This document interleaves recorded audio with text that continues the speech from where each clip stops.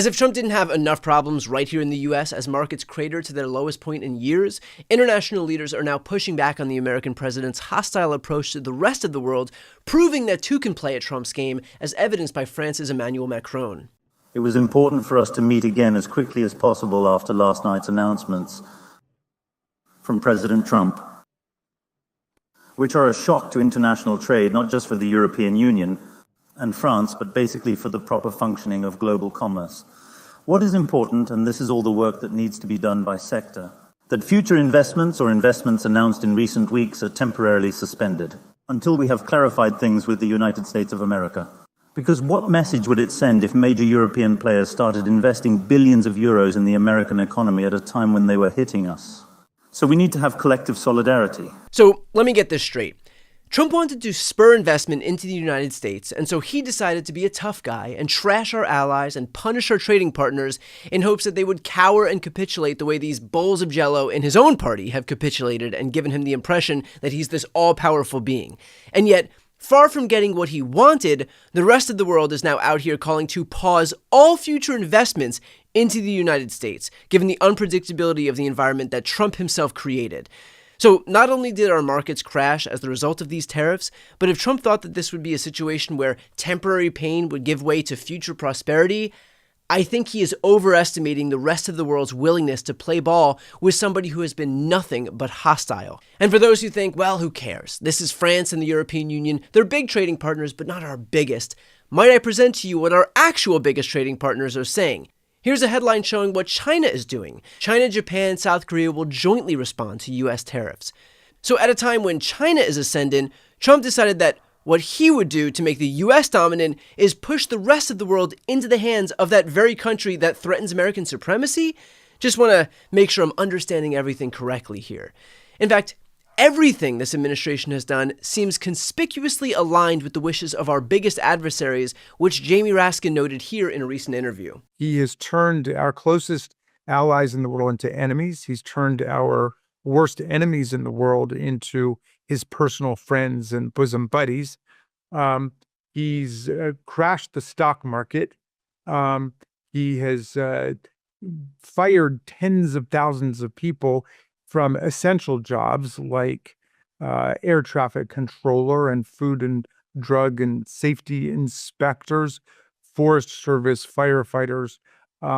He's undermining the government that we need to keep it all together. So all I can say is if Vladimir Putin himself had invaded America and come up with a plan to try to destroy our economy and wreck the cohesion of our society, he could not have done better than Donald Trump has done on his own with the help of Elon Musk. But here's the point that I think is worth touching on here, and that is that Donald Trump figured, wrongly, that if he demanded fealty, that he would get it. He thought that if he humiliated other countries' leaders, that they would come groveling at his feet, begging for forgiveness, begging for special treatment, begging for him to like them. But what he didn't account for is that these people would actually have some dignity, and that would supersede their desire to get into Trump's good graces and avoid getting into what may very well be a costly trade war with the United States. Here's Mark Elias point out perfectly here. What Donald Trump cannot account for is the idea that someone has dignity. Because no one around Donald Trump has dignity, right? Donald Trump is used to operating in a world of sycophants who have sacrificed every ounce of dignity as an entrance fee to be in his presence. And so he cannot imagine that there is someone, a world leader, a business leader, an individual citizen who might simply say to him no, not because they're not afraid, not because they don't recognize it'll cause them harm, but because they have decency and they have dignity. Right. They have self-respect. And Donald Trump is miscalculating in this arena, as he usually does when he miscalculates, because there is someone on the other side who says, you know what, my self-respect is worth more to me than the economic harm you can impose. My self-respect is worth more to me than the customers you can scare away. My self-respect is worth more to me than the clients who may leave my law firm and go to some others, or that may go to some other television network. My self-respect matters more. And Donald Trump can't even fathom what that's like. Granted, I'm not the least bit surprised that Trump felt that no one would have any dignity, because look at the people he surrounds himself with. Trump has assembled the most groveling, sycophantic, obsequious hangers-on that you will ever find, certainly in public service. Trump has become so accustomed to these human bowls of jello, these cowards with less of a spine than a used car lot's inflatable man, that of course he is under the impression that everyone's gonna fold. Ronna McDaniel literally dropped her last name for the guy. If Trump demanded any of these people sacrifice their firstborns, they probably would. And so I'm not surprised in the slightest that he is under the impression that the whole world is filled with feckless yes men, because his world is filled with feckless yes men. What he's learning now is that outside the Republican conference, dignity still exists, and these world leaders are opting to show it. I mean, here's Laura Ingraham today pretending that the market crashing and the U.S. entering a recession is somehow just fear-mongering from the woke left. Who's happiest today about Trump's reciprocal tariffs? Well, obviously not Wall Street, not those who raked in big money offshoring jobs. In fact, they're busy trying to scare you into turning on Trump. The sky is falling. The sky is definitely falling. And yet we wonder why Trump thinks that everybody is spineless. Dude has spent his entire life surrounded by jellyfish, and we're supposed to be surprised that he thinks no one has a spine?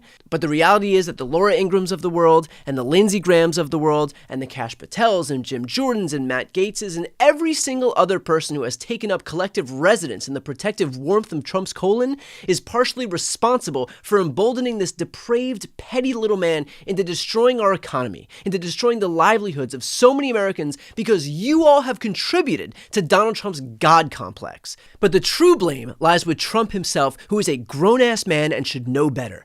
And let's be clear, he does know better, but he doesn't care, because he views our suffering as a price that he's willing to pay. So when our 401ks plummet, when our mortgages go unpaid, when rent goes unpaid, when our grocery prices surge, when raw materials skyrocket, when housing is out of reach, when the recession makes life unaffordable, Trump won't be thinking about you, because if he cared about you in the first place, he wouldn't have unilaterally and voluntarily gotten us into this mess. For Trump, it is about his ego, just as it's always about his ego. This guy won the presidency on this mistaken notion that he cared about Americans, when in reality, Donald Trump cares about just one person, and that's Donald Trump.